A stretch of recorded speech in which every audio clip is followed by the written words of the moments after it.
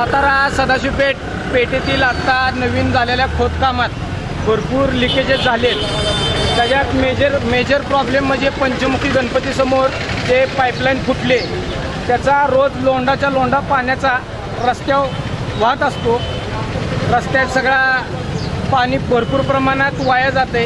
आज आम्ही आम आदमी पार्टीच्या वतीने नगरपालिकेचे पाणी पुरवठा अधिकारी संदीप सावंत यांच्याशी संपर्क साधला असता त्यांनी त्वरित काम चालू केलेलं आहे।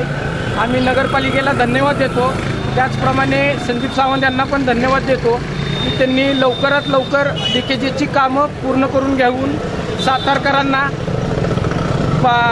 स्वच्छ रस्ते स्वच्छ पाणी द्यावं अशी आमची आम आदमी पार्टीच्या वतीने विनंती आहे। लवकरात लवकर काम केल्याबद्दल चालू करावं अशी त्यांना आमच्या आम आदमी पार्टीच्या वतीने विनंती। नाव काय तुमचं? माझं नाव हरिदास चाळू।